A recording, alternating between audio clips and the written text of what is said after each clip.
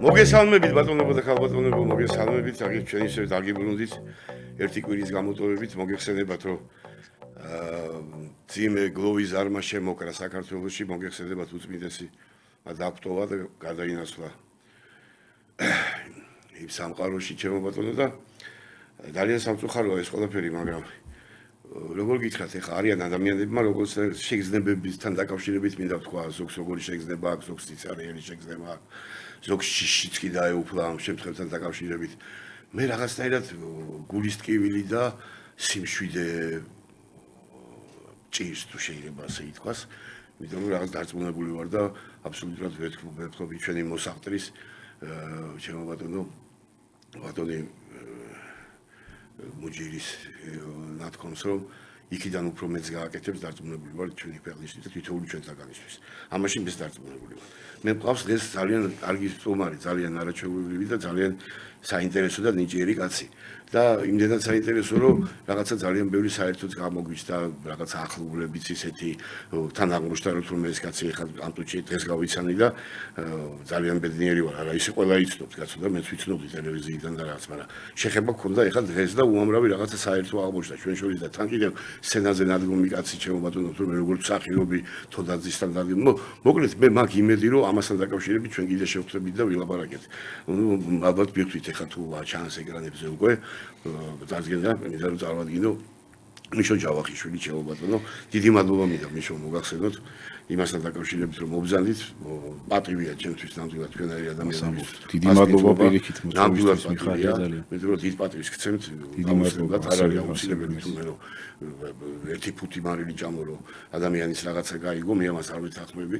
შეიძლება საერთოდ არ ქონდეს შეხება, მაგრამ როგორ ცხოვრობს კაცი სამყაროში და საზოგადოებაში და როგორი მოქალაქეა და რას აკეთებს ის ქვეყნისთვის, ყველასთვის ცნობილია. ეხლა ვისაც უნდა რომ დაინახოს და ვისაც არ უნდა რომ დაინახოს, კარგად იყოს. გამარჯობა და მოგესალმებით ჩემო კარგო და ნუ ეხლა დღეს მოგვიწევს, იმიტომ ვერ ვილაპარაკებთ ჩვენ, საერთოდ ვაპარაკობთ ვიწყებს ბავშვობიდან. ვიხსენებთ ბებიებს, ბაბუებს და ესე ამოვდივარ ძებით დღევანდელ დღემდე, მაგრამ დღეს ეს არ მოხდება და მე იმედი მაქვს, რომ ჩვენ კიდევ ერთხელ შევხვდებით ძალიან გაგვახარებით და გაგვახარებით. უგუნეს მადლობას გიხდით, რა თქმა უნდა, მოწვევისთვის. მეც მიხარია, რომ დღეს ჩვენ ესე პირისპირ ერთად ვართ და ჩემთვის სასიამოვნოა ამ სივრცეში საუბარი, რა თქმა უნდა. უღრმესი მადლობა ჩემო ბატონო. დავიწყოთ ახლა მთელი საქართველოს გლოვობს და მე მაინტერესებს ერთი რამ რა ეხლა აი ამ ბუმბერაზე ადამიანი. ეხლა ეს როგორც ადამიანი ხო საოცრება, ნუ ეხლა უწმიდესი და უნეტარესი გასაგებია, რომ ჩვენი პატრიარქი იყო და თავისთავად უკვე პატივისცემას იმსახურებს, როცა პატრიარქია შედი. მაგრამ ეს იყო რაღაცა საოცრება ადამიანში ესე ნახევარი საუკუნის განმავლობაში. ესე 77 წელი იყო და თან მე კარგად მახსოვს მისი მოსვლა, მისი აქსატრების დღე მახსოვს 77 წელს მე ვიყავი 15 წლის ბიჭი და გარდა ამისა იყო ნუ აი რაღაცა საოცარი დიპლომატიურად, აი ყველანაირად მუსიკალურად ხელოვნება ესმოდა კარგად. ნუ აი ესე დიაპაზონი ქონდა ადამიანს უზარმაზარი რა ამას ვიცახი და აი ყველას თავის პატრიარქი ყავდა მიშოდა. თქვენ როგორ ფიქრობთ ეხლა რა აი ყველას აქვს თავის ინდივიდუალური შეფასება ამ კაცთან. თქვენი პატრიარქი როგორი იყო და როგორ მოხდა თქვენი შეხება პირველი დავიწყოთ ამით და მერე ვიტყვით კიდე რაღაცას ერთად სიტყვას. ჩვენ ეს დღეებია გვიწევს საუბარი და მთავარი აქცენტი ამ შემთხვევაში მაინც ალბათ ასე ისმევა ხოლმე, რომ რაღაცნაირი შეფასება ან სიტყვის მისადაგება ხდება პატრიარქის მოღვაწეობასთან დაკავშირებით. შეფასებას როცა ვამბობთ, ეს არის ძალიან რთული მომენტი არის ამ შემთხვევაში, იმიტომ რომ აი რა უნდა ვთქვათ, ეს ყველაფერი ხო? ხო, ჭირს კი. ხო. მაგრამ მაინც არის ეს მხარე, როცა ჩვენ უნდა რაღაცებს დავარქვათ სახელი. თავის სახელი, კი ბატონო. და როცა ამას ვფიქრობთ, გარდა იმისა, რომ ვიცით, რომ როგორც ბრძანეთ, რომ ყველას თავის პატრიარქი ყავდა, ყველა ადამიანთან, ყველა პროფესიის წარმომადგენელთან. უწმინდესი იყო ადამიანი, რომელიც აი ბავშვთან იყო ბავშვი. მოზარდთან, ახალგაზრდასთან, შუახნის ადამიანთან, ასაკიანთან, გაჭირვებულთან, დიდართან, დამწუხრებულთან, რაღაც ბედნიერთან, ყველასთან იყო. თან ეს ამას არ ჭირდებოდა რაღაცა განსაკუთრებული ერთი შეხედვით, ერთი მოფერებით, ერთი სიტყვით იახლოვებდა ეს ადამიანი თავისთან. თუმცა ეს იმას არ ნიშნავს, რომ პატრიარქთან ხდება დაახლოვება. ეკლესიაში მოყვანა ხდება იმ ადამიანების. ჩვენ როცა აი ამას ვაფასებთ რაღაცნაირად, ხო? და გვინდა რომ რაღაცნაირად სახელი მიუსადაგოთ ამ ყველაფერს, მე ერთადერთი თოს უესმის ახლა ეს დღეებია ეს ყველაფერი. ეს არის სიყვარული. პატრიარქი ბრძანებს საქართველოს მიყვარხარ.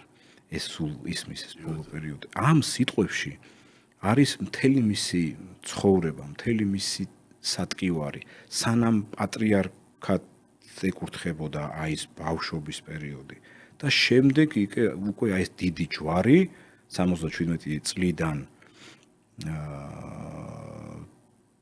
გარდაცვალებამდე, რომელიც არის მართლა მზიანი ღამე, როგორც თავად ამ ყველაფერს უწოდებს. პატრიარქის აი ეს სიდიადე, პატრიარქის თან ძალიან უბრალოება. აი სწორედ აი ამ მის ხასიათში გამოიხატება, როცა ის შენთან მოვა თავის წიაღში მოგეფერება და გეტყვის, რომ შენ საქართველოს არ უნდა მიატოვო. შენ რაც არ უნდა გაგიჭირდეს, აქ ამ მიწაწყალზე უნდა დარჩე და იცოდე, რომ უფალი შენ გამოგინახავს იმ ძალას, რომ შენ თუ ფიქრობ იმაზე, რომ აი რაღაცა მატერიალური პრობლემა გაქვს და მიდიხარ ამიტომ და ასე ძალიან რთულია ახლა ასე ფიქრი ჩვეულებრივი მოაზროვნე ადამიანებისთვის, ხო? მაგრამ სულ ამაზე იყო საუბარი. სულ აი აქეთკენ მიდიოდა და აი ეს სიყვარული, რომელსაც ასე გასცემდა, შემდეგ აი ერმა ასეთი სიყვარული დაუბრუნა, რომელიც გასვენების დღეს ვიხილეთ და გასვენებამდე პანაშვიდების დღეებში, მაგრამ გასვენების დღე იყო რაღაცა საოცრება. აი ღვთიური მადლი თუ შეიძლება ითქვას აი ამ პროცესზე, რომელიც სამების ტაძრიდან, აი გამოსვენებიდან სიონის საკათედრო ტაძრამდე იყო, აი ეს არის ის, რამაც ერი ჩვენ ბევრჯერ გვითქვამს, რომ ქართველს შეუძლია რომ გაერთიანდეს რთულ მომენტებში. და ვიხსენებთ ხოლმე მძიმე მდგომარეობებს, როცა ერთად ვიდექით. მე აი ესეთი ერთად დგომა, რაც არც მე მახსოვს, მე არ მახსოვს. მე უფროს თაობის, ხო, აი უფროს თაობის წარმომადგენლებთან მინდა კითხოთ. გახსოვთ ესეთი ერთიანობა? მე არ მახსოვს. მე მახსოვს ძალიან კარგად ეროსი მანჯგალაძის გასვენება იყო. მერაბ კოსტავას. აი ხა მერაბ კოსტავასი იყო საოცრება. ესეთი არ ყოფილა. მე ვესწრებოდი ამას ყველაფერს რა, ეხლა მერაბ კოსტავას მაგალითად ეს კაი გაიხსენეთ რა. იყო საოცრება. რა, მაგრამ ნუ არ იყო ასე. ესე არ იყო ნამდვილად. ამდენი ხალხი არ იყო. თან რაზეა ლაპარაკი ეხლა, რომ ვიღაცას მოусმინე ბუდიშვილთი რომ გაწყვეტილებ და შემდეგ გააგზავნეთ. ესე იგი არ დავივიწყოთ, ესე იგი რომ აი რაღაცა იყო რას არეკორდო ეხლა ეგ ამბავია, რომ ეხლა რეკორდი, საერთოდ მსოფლიო რეკორდია მოხსნილი. იმიტომ რომ ვიღაც ინდოელი, ხა არ მახსოვს გვარი, ისეთი ვარდობა რაღაცა იქაური ერის კაცი, გვარს ვერ ვიტყვი, ხო არ შემეშალოს, რაღაცა 4-5% თავისი იმიდა 50%-ზე არის ასული, თან რასაც BBC აცხადებს თურმე. ეს ჩვენ რო ძალიან უყვარდა. კი. აი მოსახლეობის რაოდენობის მიხედვით ეს დაიდო ოფიციალურად. ესე იგი 1.5 მილიონი აცხადებს BBC. წარმოიდგინეთ. BBC ეს რომელიც შეყვარებულია ჩვენზე გადაღებულია. კი ბატონო. ხო. და მე ხა გავიხსენებ ჩემ პირველ შეხვედრას პატრიარქთან. და პირველ შეხვედრას ეკლესიასთან, აი ამ კუთხით ხა რო გითხრათ რომ ოჯახი ძალიან აქტიურად იყო ჩართული ეკლესიური ცხოვრებით, არა, თუმცა ძალიან ახლო ურთიერთობა შემდეგ კიდევ უფრო დავინახე ამ შემთხვევაში, როცა ძალიან სერიოზული და დიდი სასულიერო და საერო მოღვაწე მელიტონ კელენჯერიძე, რომელიც შთამომავალი ბებია ჩემი გახლდათ და მე მახსოვს როცა ბებიჩემი მუშაობდა ცისანა ქოჩაჩაშვილი ახლანდელი ფოლკლორის სახელმწიფო ცენტრის ყოფილი დირექტორი როცა მუშაობდა და გვეუბნებოდა რომ აი ჩვენ ძალიან ისეთი ეკლესიური ოჯახი ვართ მაგრამ შეიძლება რაღაცას ყოველ წესს არ ვიცავდით და არც გამოვირჩეოდით ესე რომ ხშირად ტაძარში მე არ მახსენდება ესე აქტიურად რომ აი ჩემი მშობლები მაგალითად ხშირად სულ აი ყოველ ლიტურგიაზე ეცრებოდნენ და ასე შემდეგ. ჩემი პირველი ინტერესი გამოიწვია გალობამ. იმიტომ რომ მე ანზორ ერქომაიშვილთან და თამაზ ანტულაძესთან გავიზარდე, ეს არის უკვე 92-13 წელი. მართვე და ანსამბლი ბიჭები. ჩემი ძმა ლევან ჯავახიშვილი მართვეში მღეროდა, მეც მივედი მართვეში, მაგრამ რაღაცა იქ თქვეს რომ აი რაღაცა ძალიან კარგი ხმა აქვსო და მოდიო დედმამიშვილები ორნი ხართ? ორნი ვართ, კი. მოდიო 22 მუსიკალურშიო განაყოფი გვაქვს, სადაც ბავშვები პროფესიულ მუსიკალურ განათლებას ეუფლებოდნენ ამ შემთხვევაში. ანუ რას გულისხმობ? ეს არის სოლფეჯიო, ჰარმონია, ფორტეპიანო, დირიჟორობა და ასე შემდეგ. ანუ სიმღერა და თან ეს მუსიკალური მხარე ამ შემთხვევაში კლასიკური მუსიკის შესწავლა. და არტოზბახში უფრო ხალხური მიმართულება იყო, მართვეს მხოლოდ საკრავები, იქაც იყო საგნები, მაგრამ ძირითადი აქცენტი იყო ქართული ხალხური სიმღერა. და 22 მუსიკალურში რომ მოვხვდი 95 წლიდან ჩვენ დავიწყეთ ქართული საგალობლების შესწავლა.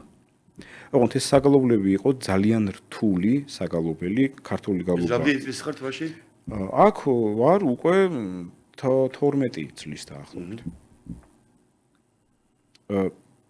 ორი ნაწილი აღმოსავლეთ საქართველოს ქართული სტილისტურად ქართული გალობა და დასავლეთ საქართველოს. ანუ სვეტიცხოვლის სკოლა და აქეთ უკვე გელათის სკოლა. შემდეგ იყოფა შემოქმედის სკოლა და მარტვილის ამ შემთხვევაში. მე დირიჟორის შვილი ვარ და თან კი ბატონო. და დაახლოებით. აი ეს საგალობლები შეიკრიბა დაახლოებით 25 საგალობელი და ჩვენ დავიწყეთ ამ საგალობლების შესწავლა.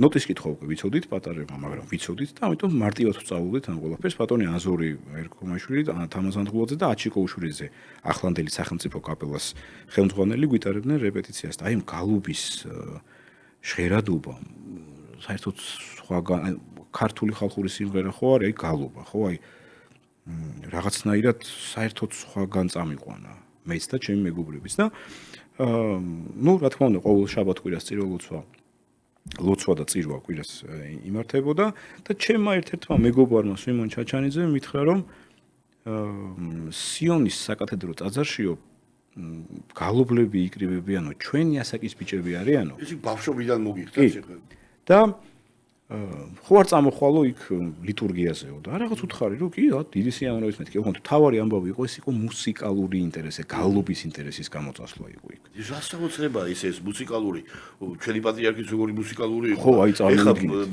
მეუფეშიო ცაგერ ჩემო კი ბატონო სხვადასხვა კი მეუფეები ჩელისტი ყოფილა კი ბატონო ესეთი დროს აკმიტო და მახსოვს როცა მივედი სანამ ლოცვა დაიწყებდა დაახლოებით 15 წუთით ადრე საათიც მახსოვს ოდის გავედი ბახტრიონიდან 22 მუსიკალურიდან რომელ ნომერ მიკროავტობუსში ჩავსხედით და წავედით სიონში აი ესეც ძალიან ახლად მახსოვს და მივედი მახსოვს სხვა ხალხი ეზოშიც და ტაძარშიც მაშინ სამების სიონის ტაძარს პირდაპირ ზევით იყო ქუჩა და კიბე ჩადიოდა პირდაპირ ტაძრის შესასრულთან ახლა ხო ეს მოჭრილია ეს ნაწილი ამ შემთხვევაში ეს ზედა მხარეს იყო სხვა ხალხი შეკრებილი და რა ვთქვი რა ხდება პატრიარქი უნდა მოგზანდესო და ელოდებიან. იქ დავინახე რომ პატრიარქი იყო მანამდე კი მქონდა ეს ინფორმაციაც მე თუნდაც ნანახი. სახლშიც ყოველთვის იყო 9 აპრილის მოვლენები. პატრიარქის სტუმრობა იქ. ეს კი, მაგრამ აი შენი თვალით რო ამას ეხები, იქ მივხვდი რომ პატრიარქი არის ერისთვის მნიშვნელოვანი ადამიანი, ამდენი ხალხი ელოდება მას.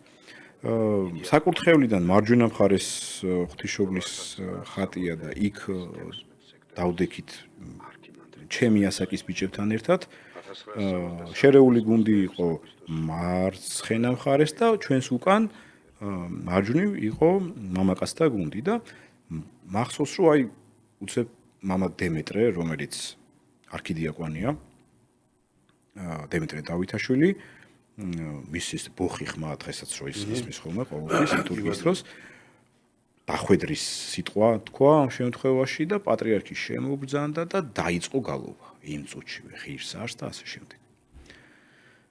და იქ მივხვდი რომ რაღაცა სხვა სამყაროში მივხვდია და ეს მონაცვლეობით ქართულ გალობას სწორედ ეს აქვს ანტიფონური გალობის ნაწილი ან მონაცვლეობით გალობა ერთი გუნდი მეორე ენაცვლება და ასე მიდის და აი ეს დავინახე რომ აი ეს მდგომარეობა იყო მაგრამ ახ მანამდე რა ხდება ხო მე დავინტერესდი ამ საგალობლების მთლიანი ტიპიკონით წესით როგორ ხდება სად რატო სრულდება მაგალითად რატო ეს მე დავითნე ამბობს სიტყვას მე თავის წესი აქვს ხო ამ ყველაფერს თავიდან ბოლომდე და დავიწყე ამის რაღაცა კითხვა ადამიანებთან მეგობრებთან მაინტერესებდა რატო ხდებოდა ესე რომ კონკრეტული საგალობალი აი კონკრეტული სიტყვის შემდეგ მოსდევდა ამ შემთხვევაში და აი ამ სიღრმეში ჩავედით. ადრე ანუ გულისხმობ როცა მოწმინდესი პატრიარქად ეკურთხა, ხო? 77 წელს.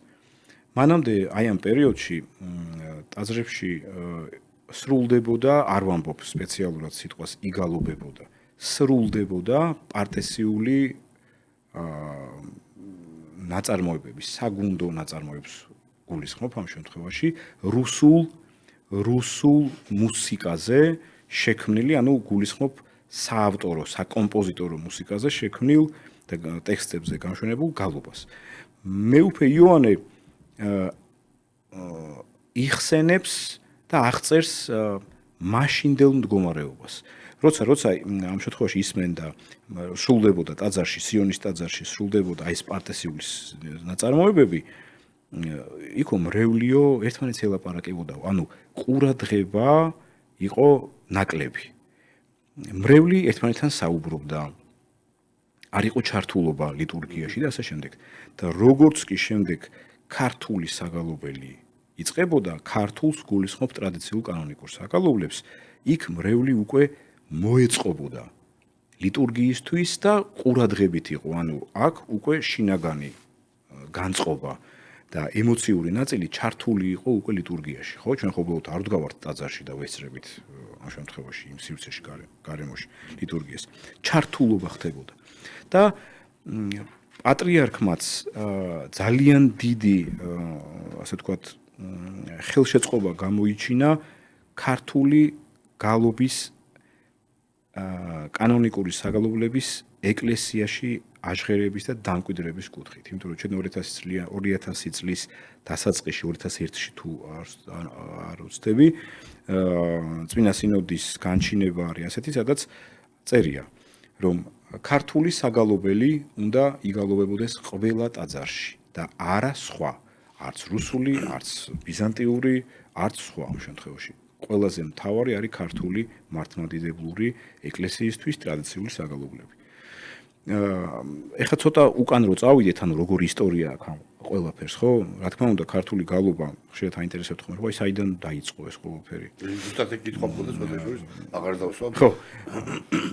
რა თქმა უნდა, როგორც კი ქრისტიანობა საქართველოში შემოვიდა, იქიდანვე უკვე იწყება ქართული გალობის რაგზა გამოიარა ქართულმა გალობამ. დიახ, წარმოშობა, თუმცა სავარაუდოა, რომ იყო ბიზანტიური, მაგრამ ქართველი კაცის ბუნება, მრავალხმიანი მუსიკალური აზროვნება და ბუნება ისეთია, რომ ის გალობას აუცილებლად გამრავალხმიანებდა. თან მით უმეტეს ეს როცა ქართულ ენაზე უნდა მოხდეს, ხო, ამის ლიტურგიის თქმა ამ შემთხვევაში. ამიტომ მე-6 დაწერილი თურმე ტექსტებს აუცილებდაო. კი ბატონო, ნახეთ. კი, მანდაც მივალთ. უკვე მე-6 საუკუნეში ცნობა ასეთი, რომ ქართველები ქართულ საკუთარ ენაზე გალობენ. ამ შემთხვევაში და მე-11 საუკუნეში იოანე პეტრიცი აღწერს და არქმევს პირდაპირ ქართულ სამხმას სახელებს. მზახრ, ჟირ და ბამ. ეს არის სამხმიანობა, სამი ხმის სახელი. მე უკვე ძალიან რთული პერიოდები წამოვიდა, რა თქმა უნდა, საერთოდ როგორ შევინარჩუნეთ ეს ყველაფერი და როგორ მოვედით საერთოდ ხო ამაზეც ცალკე სასაულია და მე უკვე მოვდივართ აი ბოლშევიკური რეჟიმისკენ. როცა იგრძელება ქართულ ენაზე კი ბატონო, ასევე გაქრა ქართული საგალობელი და აი სწორედ მივდივართ იმ პარტესიულ ნაწილზე, რომელსაც მე წევან ყვებოდი, ხსნიდი რა და როგორ ხდებოდა ამ შემთხვევაში. თუმცა უნდა აღინიშნოს ერთი რამ, რომ აი გალობის რაინდები ესეთი ფილმია, სადაც მე განვასახიერე წმინდა ექვთიმე აღსარებელი და სწორედ ესეც პატრიარქის ლოცვა კურთხევით მოხდა, ნანა ჯანელიძემ გადაიღო ფილმი გალობის გადარჩენის ისტორიაზე, გალობის ქრონიკა არის წარმოდგენილი და ორ მნიშვნელოვან ადამიანზე არის საუბარი. ერთი არის წმინდა ექვთიმე აღსარებელი, ერის კაცობაში ესტატე კერესელიძე, რომელმაც ქართული საგალობლები მიწაში ჩამარხა, რომ გადარჩენილიყო ხელნაწერები. და აქამდე უსწრებს ფილიმონ ქორიძე, წმინდა ფილიმონ გალობელი, რომელიც ლასკალაში იყო პირველი ქართველი ბასო პროფუნდო, ბანი მომღერალი, რომელმაც უარი თქვა იქაურ დიდებაზე და ძალიან დიდ წარმატებაზე, ჩამოვიდა მოინუსხა ამ ქართული საგალობლებით და დაიწყო ოჯახ-ოჯახ, კარ-და-კარ, სოფელ-სოფელ ქართული გალობის ნოტებზე ჩაწერა და რატომ მოხდა ეს ყველაფერი? საქართველოში იყო ერთადერთი ადამიანი ფილიმონ ქორიძე, ვისაც ჰქონდა ევროპული მუსიკალური განათლება და იცოდა ნოტის წერა. ანუ მე თუ რაღაცას ვიგალობებდი ან ვიმღერებდი, ის ნოტზე აფიქსირებდა ამ ყველაფერს. ზეპირი ტრადიცია ხო არის ქართული სიმღერის შესრულების და გალობის გადაცემის. ამიტომ რო დაინახეს, რომ ქართული ხალხური სიმღერა და ასევე საგალობელი შეიძლება აი ამ რთულ პოლიტიკურ მდგომარეობაში დაკარგულიყო, იმიტომ რომ პირდაპირ ტაძრებს არბევდნენ, ხრეტნენ სასულიერო პირებს, არბევდნენ ტაძრებს, ხატებს წვავდნენ და ასე შემდეგ. პირდაპირ ებრძოდნენ, ხო? ებრძოდნენ სიტყვას, სარწმუნოებას და მიწაწყალს. ჩვენს ისტორიას ეს არის ზუსტად ხო ამ შემთხვევაში მტერი თუ გინდა რომ ქართველი წაშალო, უნდა შეეხო ინას, უნდა შეეხო სარწმუნოებას და მიწაწყალს. და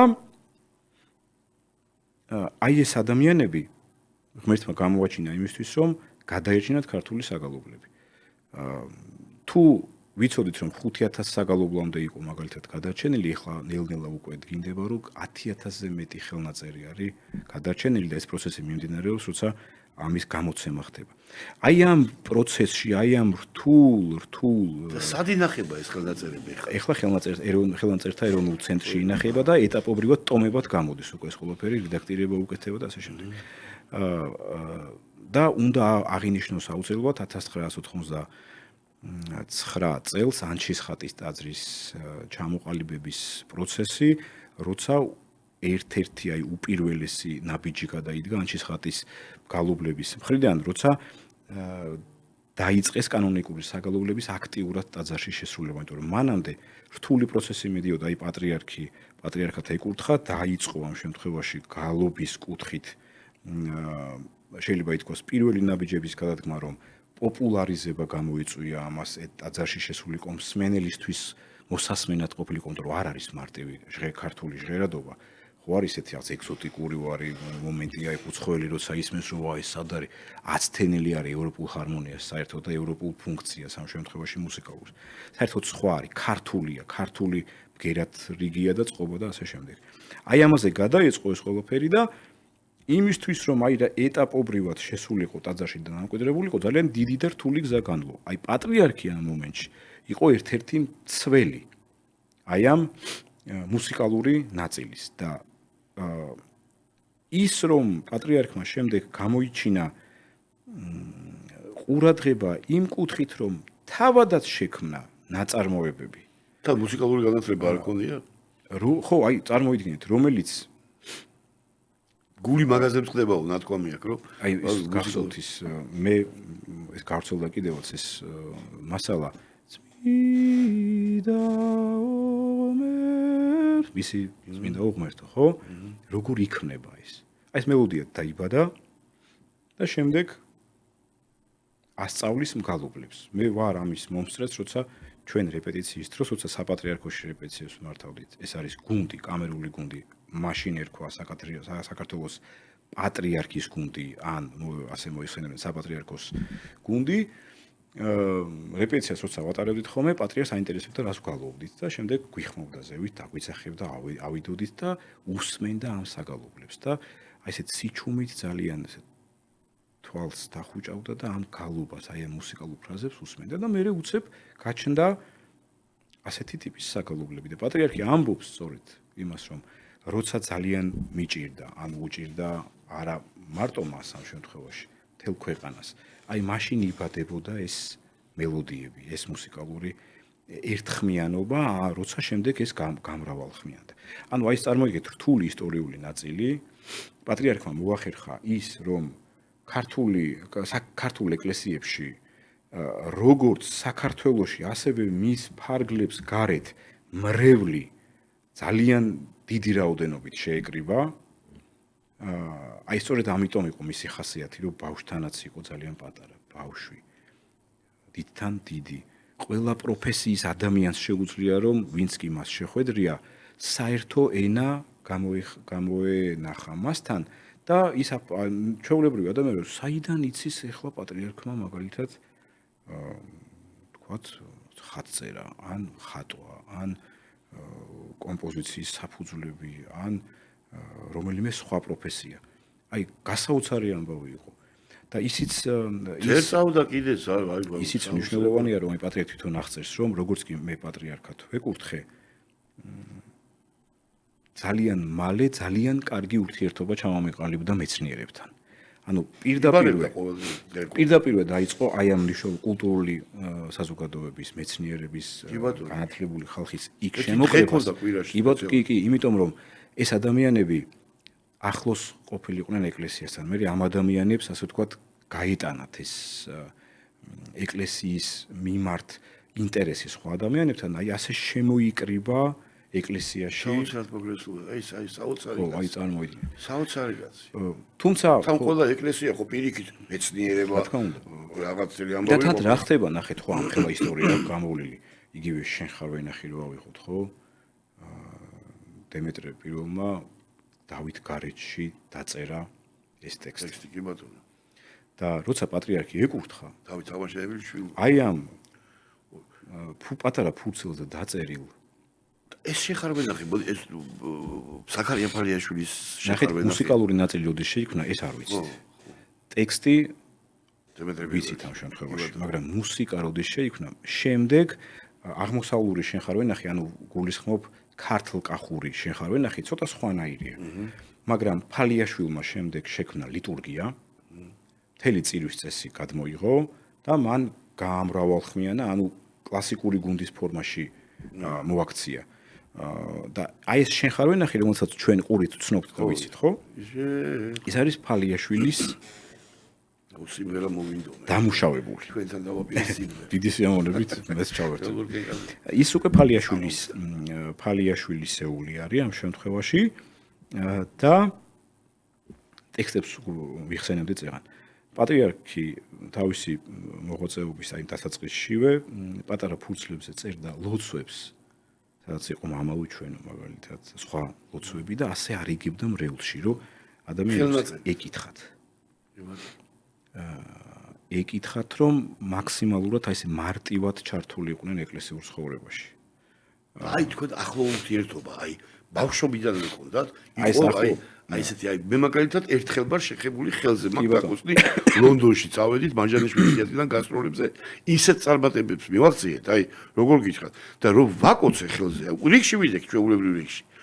ეხლა რა გასახსენებელია, მაგრამ ბავშვობაში მქონდა ეგეთი აი რუსულად უნდა ვთქვა, აი პონჩიკი, კრემიანი პონჩიკები იყო 30 კაპიკიანი, აი ძალიან ვიყვარდა ბავშვებს, აი ის ასოცი, აი ხელი ვერ მოვშორდი, რაღაც აი ნაკეცებიანი ბავშვები რო არიან, ხო იცი, აი ესეთი ვარდისფერი ხელი ქონდა, აი მე მეტი შეხება არ მქონია ამ კაცთან, რა და რა ბედნიერება რო ქონდათ რა და აი სწორედ ამას ვიხსენებდი, როცა 22 მუსიკალურიდან წავედი ტაძარში, დავისწარი ლოცვას. და ნუ გაუგნებული ვიყავი მართლა რა ამ ყველაფრით. შემდეგ იყო კვირადღე უკვე, როცა წირო არის, მეორე დღესაც მივედი დილას ადრე, იქაც იგივე მდგომარეობა, პატრიარქი მოვიდა, ოღონდ წარმოიდგინეთ, რომ აი სრული წირვა იმართებოდა რა. ჩვენ აი 9 საათზე რო იწყებოდა ლიტურგია, 2 საათამდე, 3 საათამდე, ანუ საკმაოდ დატვირთული, არ იყო შემოკლებული, ასე ვთქვათ, დრო ლიტურგიისთვის. თორემ შეიძლება სხვადასხვა ტაძრებში 2 საათში დასრულდეს ან და გააჩნია. აი პატრიარქი თავიდან ბოლომდე სრულად ატარებდა მაშინ ამ ლიტურგიას და ერთი საგალობელი არის წმინდა უღმერთო, სვანური წმინდა უღმერთო, ეს არის უფრო აი არქაული პერიოდის როგორც სვანები ახლა გამოირჩევიან, ხო, თავის ჟღერადობით. ისინი კი უცნაური მეუბნებოდა რაღაც ნახევარტონებში კი მეოთხე ტონებში ნახევარტონებში არ არიან ტემპერირებული წყობა არის ფორტეპიანოზე რომ დაუკრათ ხო ეს უნდა აირიო არა ტემპერირებული წყობა ხო რაღაც უნდა აირიო ანუ სვანი რომ ღერის თუ გესმის რომ ის დო არის ვთქვათ რომ დააჭერ თითით პიანინოს კლავის დოს არ არის ეს დო სხვა არის და არ არსებობს ამის გაზომვის მექანიზმი ამ შემთხვევაში და წირვაზე რომ მივხვდით ეს სვანური მახსოვს რომ სვანური წმინდა უღმერთო მანამდე გავირეპეტიციეთ მე უფრო არ ვიყავი ახლა დიდად ჩართული ვოთ მაინც ვისმენდი და მახსოვს რომ რეგენტმა სვიმონ ჯანგულაშვილმა აი ეს საკურთხეველში შევიყვანეს ჯერ საკურთხეველში მოხვედრა წარმოიდგინეთ პატრიარქი რო არის იქ საკურთხეველში და შენ რო შედიხარ საერო პირი ხო შევედით მცირე შემადგენლობა აი ამ წმინდა ღმერთოს გალობის მიზნით და უცებ სვიმონი მეუბნება რომ წამოყევიო და ესეთი ნახევარ რკალზე ვდგავართ წინ ჩანს მრევლი ესწრება ხო ანუ საკურთხევლის წინა მხარეს და პატრიარქი ანუ მრევლისკენ ზურგით ზის თავის ტახტზე და უცებ ხელი მომკიდა სვიმონმა და მივიყვანა პატრიარქთან და თქვენო უწმინდესობაო ესო ახალი წევრი არის გუნდისო ჩვენიო და გთხოვთ რომ დალოცოთ და ძალიან მომეფერა პატრიარქი რაღაცნაირად აი ის მომენტი იყო ეს არ იყო უბრალოდ დალოცვა და უი რა კარგია რომ აქ მოხვედით და რაღაც აი საერთოდ სხვა სითბო წამოვიდა აი მივხვდი რომ ეს ადამიანი არის უდიდესი პიროვნება რომელიც აი შენ ახლა გლოცავს აი ამ საქმის დაწყების წინ ეს უბრალოდ არ არის რომ გააცნეს პატრიარქს მაგალითად კონკრეტული ადამიანი რომელიც ახლა მოვიდა პირველად აი ამას თავისი დატვირთვა ჰქონდა რა ამას კიდე მე მივხვდი ამ შემთხვევაში და აი ასე დავიწყე ურთიერთობა ყოველი რეპეტიციის შემდეგ პატრიარქთან დარბაზში ასვლა მე მინახავს პატრიარქი შუაღამისას თავის ტახტში მარტო ყოფი რომელს მეგონა რომ ეძინა არა ის ლოცულობდა ყოველთვის ახსენე პატრიარქი არ იძინებს ის თვალს დახუჭავს და ლოცულობს მე მახსოვს საკმაოდ რთულ მომენტებში სხვადასხვა პოლიტიკური წრეების შეხვედრები პატრიარქთან და ძალიან დაძაბული ურთიერთობები ძალიან რთული საკითხების გადაწყვეტა ოღონდ ეს გადაწყვეტა იყო როგორ იცით აი პატრიარქი 2-3 სიტყვას იტყოდა და ყველაფერი იყო მოგვარებული ოღონდ ამას არ ჭირდებოდა აი რაღაცა განსაკუთრებული მდგომარეობა ეს იყო სიყვარულით შერიგებით გარკვევით სიტუაციაში და ბოლოს დალოცვით და ისე მთავრდებოდა ეს ყველაფერი რომ აღარაფერი აღარ გაქვს სათქმელი უკვე გადიხარ იმ სივრციდან და ყველაფერი არის ესე აი ასეა всё მორჩა დამთავრდა ამას აღარ ჭირდება ამის გაგრძელება ასეთი შეხვედრები დახურული შეხვედრები სადაც გალობა იყო ესეთი ამ ყველაფრის მაკურთხებელი ამ შემთხვევაში რა იმიტომ რომ პატრიარქი გალობის და მუსიკის გარეშე არასდროს არც სტუმარს ხვდებოდა არც ისვენებდა და ასე შემდეგ მე მახსოვს თან კლასიკასაც გულისვენდა აი ხა ის დაკეთებული ბამა იმან გაზავა ალექსანდრე გაზავამ თქვა ამასიდად ის მომწონს მე ვებერიო სუპერსტარი ადამიანი იყო აი იგივე არ ვიცი ეგეთი უზარმაზარი მასშტაბი რა შევდივარ რეპეტიციაზე ერთხელ საპატრიარქოში მაშინ ცოტა უფრო თავისუფლება იყო ესე დაკეტილი საპატრიარქოს ჭიშკარი ამ შემთხვევაში და დაცვა გაძლიერებული არ იყო ესე მაშინ ცოტა უფრო სიმშვიდე იყო შევდივარ შენობაში და მესვის ფრედი მერკურის ხმა მე უცებ მონსერატ კაბალიეს და ბარსელონაში ხერს ნუ არიცით ამ ხელახმაზე აწეული გამიკვირდა მეთქი ვინმე სამეხოა შევშემთო იმ სივრცეში გარდა ესეთი კლასიკური მუსიკისა, ხო, ესეთი მსუბუქი გალობა, ხალხური სიმღერა, ну რაღაცნაირად ვერ დაუკავშირე ეს ყველაფერი და რომ ავედი იმ სართულს ავდიოდი, სადაც პატრიარქის ოთახი და დარბაზია იქ და დავინახე რომ დედები იყვნენ და რაღაცა ისე ცალი თვალით შევიხედე, საიდანაც მოდიოდა ეს და პატრიარქი არის თავის ტახტში, მარტო, რამდენიმე დედაუარი, თუ არ ვთქვი მეუფე დანიელიც იყო და საკმაოდ მაღალ ხმაზე არის აწეული ბარსელონა. ბარსელონა. მე ჩვენ გვახსოვს მოსერად კაბარერო ჩამოვიდა როგორ ესტუმრა პატრიარქს, კი, როგორ ესტუმრა და ნუ კი ბატონო, არის კადრები ძალიან ისეთი დიდი, კი, აი პატრიარქი ისეთი გახარებული იყო, აი ამ ყველაფრით, ნუ პატარა ბავშვით შეხვდა და თან როგორცა ასმენინებდა ის ქართულ ხალხურ სიმღერას აი ამ დიდ მუსიკოსებს, სტუმრებს სპეციალურად ასმენინებდა ქართულ სიმღერას, ქართულ გალობას, ჩვენ გვინახავს ცნობილი სახეები შერონ სტოუნიდან დაწყებული, ბევრი ისეთი ადამიანი, რომელიც პატრიარქთან მოხვდა იქ და დაცრემლებული, დაწითლებული თვალებით გამოსულები, რომლებიც არაფერი არ მოხვდარა იქ, გარდა იმისა, რომ პატრიარქმა უმასპინძლა ამ ადამიანებს. რაღაცა ღვთიური ძალა პატრიარქს, რომელიც ნებისმიერ ადამიანს ნუსხავდა და მომართავდა სიყვარულისთვის, მომართავდა ერთობისთვის და მომართავდა ჩვენი ქვეყნისადმი დიდი პატივისცემით. და მე მარადიული იქნება ეს ყველაფერი დარწმუნებული. რა თქმა უნდა, ნუ აი ჩვენ ახლა პატრიარქი რო გარდაიცვალა, თქვენ ყველანი მომსწრე ვართ, სხვადასხვა რელიგიური უმცირესობების წარმომადგენლები როგორი სიტყვებით ამკობდნენ პატრიარქს და როგორი სიყვარულით და ვაირამობა გადადის. წარმოიდგინეთ ეხა ეგ ეგრე არის, აღდგომა რო გადადო ეხა აი წარმოიდგინეთ ხო ეს ხო წარმოუდგენელი ამბავია. კი ბატონო, წარმოუდგენელი ამბავია მართლა. ამას ხო მე ვიზდებოდი კაცო, მე არ ვიცი ქართველი გააკეთებს თუ ვაირამობა, არა, მაგრამ ხუთები, ყველავი აზერები, სულ წარმოუდგენელი ამბავია. ბავშვობიდან ამიტომ აი ვიზდებოდი. მე მართლა ჩვენი ეთერით მინდა მადლობა გადაუხადო მათ და იმ მართლა იმ დიდი პატივისცემისთვის. ეს არ არის მარტო პატრიარქის მიმართ პატივისცემა, არ არის, ეს ჩვენი ერის და ჩვენი ქვეყნის მიმართ კი პატივისცემა. ბატონო, კი ბატონო. მე მახსოვს აი ფერეიდანში რო გაემგზავრა პატრიარქი იქ რო შეხვდა ამ ქართველებს, იმ ძველ ხალხს, როგორი სითფოთი და სიყვარულით იხსენებდნენ. და ერთი ორი სიტყვა დრო დაგვრჩა, ისე და ბევრი არ დაგვრჩა, სამწუხაროდ. დიახ. და საკაი და ისეთი უბრალოდ აი სამწუხაროა ის რომ აი რაღაცნაირად საუბრობ ისე რომ ვიშო რა ვიცი აი სტილამდე ვიქნებოდი ხა და ვისაუბრებდი, მაგრამ საინფორმაციო უნდა შემოვიდეს და აქედან გამომდინარე იქნება შევეხოთ კიდე აი მე ვიტყოდი აი ხო თქვა თამაზ კვაჭაძირაძემ კარგად თქვა ძალიან რომ ილია მეორე ილია იყო ხო და მე ვიტყოდი რომ რაღაცნაირად ხა მე მინავარ ხა ის რომ თქვა, მაგრამ აი სულ ვამბობ ამას რომ 16 აყაიშვილი მუსიკის 16 აყაი მაგალითად თემური ჩხეიძეს ვეძახდი ნამუშევარი მაქვს მასთან და ვიცი ქართული თეატრის მამარდაშვილს 16 აყაიშვილი მუსიკის 16 აყაიშვილი იყო ნაზორ ერქომაიშვილი სოციალისტ პატრიარქის ნათქვამია ეს. მართლა?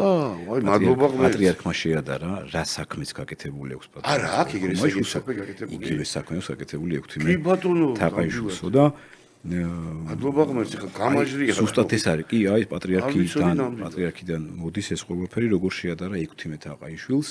16 თაყაიშვილმა ხო აი ეს დიდი განძი, რომელიც ურთულეს პროცესით და ყველაფრით და ქართული ხალხური სიმღერა, აი ქართველი კაცის სულია, ხო? სიმღერა და გალობა. ამის ქართველი ამის გარეშე არ არსებობს. ქართული სიმღერის გარეშე. აი ანზორ ერქომაიშვილმა ის გააკეთა ზუსტად და მე მახსოვს კარგად ბატონი ანზორ, ჯერ ისეთი როგორ დიდ პატივს სცემდა და როგორი სიყვარული ქონდა ორივეს ერთმანეთის მიმართ და როგორი მოწიწება ბატონ ანზორს უწმინდესის მიმართ. ყველა ის პროექტი, რომელიც აქამდე გაკეთებულა, ქართული ხალხური სიმღერის აღდგენის, აღორძინების, გალობის აღორძინების, დამკვიდრების, უამრავი ანსამბლის ჩანაწერების, გამოცემების, ყველას პირველი, ასე ვთქვათ, ნაბიჯი და პირველი შეფასება იყო პატრიარქის კურთხევა ამ საქმის დაწყების წინ და შემდეგ უკვე ამის ახსრულება უმაღლეს დონეზე და ბატონმა ანზორმა ძალიან დიდი საქმე გააკეთა და მე ვფიქრობ, რომ აი ვახსენე მე ფილიმონ ქორიძე, წმინდა ფილიმონ გალუბელი, ექვთიმე აღსარებელი, ანზორ ერქომაიშვილმა ზუსტად იგივე, უბრალოდ სხვა დროს. ის სხვა დრო იყო, შემდეგ სხვა დრო იყო, მაგრამ გადაარჩინა ქართული გენეტიკური კულტურა და კოდი, რომელიც ქართულში არის ჩადებული ანზორ ერქომაიშვილმა, რომელიც გამოსახულია ქართულ მუსიკაში და ქართული სიმღერა ეს არ არის აი ევროპის ქვეყნებში მაგალითად ხო ჩავალთ და ძალიან დიდ სიმდიდრეს უყურებთ. ვიზუალურად ხედავთ ძალიან მატერიალურ სიმდიდრეს, ტრადიციებს მოწყდა ხალხი. და მე რო ჩავდივარ უცხოეთში ანსამბლთან რუსთავთან ერთად, სულ გვეუბნებიან რომ აი თქვენი ძირი და თქვენი ფესვი გითხარით რა არის, ეს მოგვასმენიათ, იმიტომ რომ ჩვენთან აღარ არის ეს ყველაფერი. ჩვენ ვინარჩუნებთ ქართულ სიმღერას, ვინარჩუნებთ ასე თუ ისე კიდე იმ ადათ-წესებს, რომელიც სიმღერით, ასე ვთქვათ, არის გაფორმებული, ხო? ყოფაში სამწუხაროდ ნაკლებად, იმიტომ რომ ტრაქტორი აკეთებს ახლა მიწაზე მუშაობს ტრაქტორი და ადრე გლეხი თავისი ხელით რომ მუშაობდა, თან ვაზს უმღერდა. ვაზოშვილივით ნაზარდო, მოკვდები მე შენს ძირშია და ეხლა რაღაცნაირად ისეა რომ ამას ტექნიკა აკეთებს და მოუწყდით ამას, მაგრამ ესტრადამ, სცენამ შეინარჩუნა ქართული ხალხური სიმღერა, მაგრამ ბავშვებმა და სწორედ ეს არის ანზორ ერქომაიშვილის დიდი მადლიც და დამსახურებაც, რომ ბავშვებში ისევ და ისევ მოატრიალა ქართული ხალხური სიმღერის სიყვარული ანზორ ერქომაიშვილის მასთან ერთად დგომი ადამიანების მეშვეობით და პატრიარქი იყო ყოველთვის ამის ძალიან დიდი მხარში მდგომი მოყვარული და მე მახსოვს პატარები როცა ვიყავით რაღაცა კონცერტები რო ტარდებოდა და ესეთ ხოვნესებები ტარდებოდა, აი პატრიარქმა აკურთხა ეს კონცერტი. ნუ მანამდე სანამ იქ არ მოხვდი, ვერ მივხვდი ხა ეს რაზე იყო საუბარი. მაგრამ პატრიარქი უწმინდესი და ქართული ხალხური სიმღერის პატრიარქი ანზორ ერქომაიშვილი. ამ ორი ადამიანის ერთობა იყო კიდევ სხვა სიდიადე. მიშო, უღრმესი მადლობა. მადლობა თქვენ. თქვენ როგორც მომღერალი, ასევე გაგიცხადეთ, კარგი ორატორიც ბრძანებულ ხართ. ისეთი სასიამოვნო. ჩემთვის ბოდის გიხდით გაწყვეტინებთ, ჩემთვის არის უდიდესი პასუხისმგებლობა, როცა ანზორ ერქომაიშვილის დაწყებულ საქმეს კი ბატონო. დაწყებული საქმე ჩამაბარეს და ყველაფერს ვაკეთებთ აი მართლა ისე რომ ბატონი ანზორის ყველაფერს გააკეთებთ. ეს არის ყველაზე მთავარი მისია და ხო და აი მიზანი. მაგაზე ვილაპარაკოთ კიდევ ერთხელ რომ გვეწევით თქვენი ზებაში თუ დაგტოვებით, იმიტომ რომ ჩვენ გვინდა რომ ბავშვობიდან გავიაროთ თქვენი თელი ცხოვრება და რა მოვიდეთ დღევანდელ დღემდე. ძალიან გვაინტერესებს და აი რაღაც ცოტა დრო გავა, ყველაფერი ხა რობოტიც იქნება რაღაცა და ჩვენთან იქნება ჩვენი პატრიარქი ყოველთვის ამას ვიტყვი და ამის დარწმუნებული ვარ და ვიცი რომ აი იქიდან უფრო ძლიერი იქნება კიდევ იქიდან ხელფერი გახსნილი თითოეული ჩვენთაგანისთვის ფარველი ანგელოზი გვეყოლება ძალიან სერიოზული დარწმუნებული ვარ ამაში რა. აი იმიტომ მაქვს ეს სიმშვიდე იმ გულისკევილთან ერთად და ხსენება და დიდება მისი სახელის ჩემო ბატონო მარადიულად იქნება ის ჩვენც რომ ამართქად დარწმუნებული ვარ და მადლობელი ვარ ჩემო ბატონო უღრმესი მადლობა ამ საუბრისთვის მართლა საინტერესოდ ისაუბრეთ და გამოგებშიდობებით ბატონებო და ხალბატონებო მომავალ ხუთშაბათამდე ეს იყო 98.5 რადიო სივრცე ჯაპანას პაპანაკება გაზაფხულის ქუჩიდან გებშიდობებით როგორც შეგწვით და მოგესალმეთ ისევ ამ გაზაფხულის მშვენიერ დღეს. ტკივილიან, როგორც მშვენიერ დღეს. კარგად გრძანდებოდეთ. მადლობა.